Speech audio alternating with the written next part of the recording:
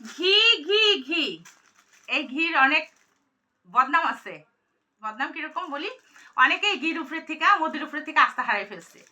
তো যেখানে আসলে এইটা রাস্তা শেষ, সেখান থেকে আসলে আমি শুরু করছি।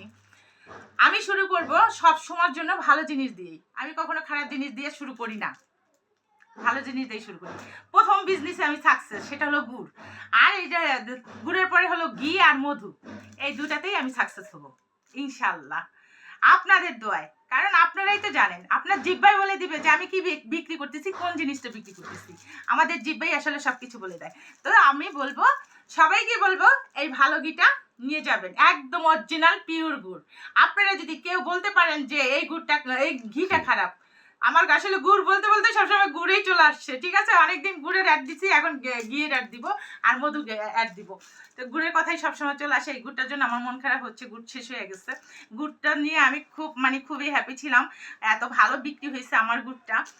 তো সামনে বছর ইনশাল্লাহ আশা করি এর থেকে আরও ভালো হবে। তো সবাইকে বলবো ভালো জিনিস খাবেন, সুস্থ থাকবেন। আমি যেরকম ভালো জিনিস খাই, আপনারা ভালো জিনিসটাই খাবেন। আমি যদি ভালো জিনিসটা খাইতে পারি, আপনার বউ বাচ্চাদের আপনারা কেন খারাপটা খাওয়াবেন, ভালো জিনিসটা খাওয়াবেন।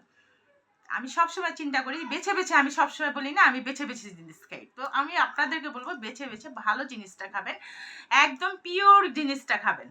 তো এই আপু আপনাদের জন্য পিওর ঘিটা নিয়ে আসছে। এই পিওর ঘিটা নিয়ে আসছে বিধায় ঘি চলে যাচ্ছে, ঘি কিন্তু শেষ হয়ে যাচ্ছে। এই 5 কেজি ঘি আজকেই চলে যাবে। সবাই দোয়া করবেন এরকম প্রতিদিন জানি 10 কেজি, 5 কেজি, 15 কেজি, 20 কেজি আমার ঘি চলে যায়। কারণ এখন পর্যন্ত তো সবার কাছে ঘিটা পৌঁছায় নাই। তো এই জন্য আশা করি না যে 10-5 কেজি যাবে, সবার কাছে কম করেই যাক, সবাই পাক। খোদা হাফেজ।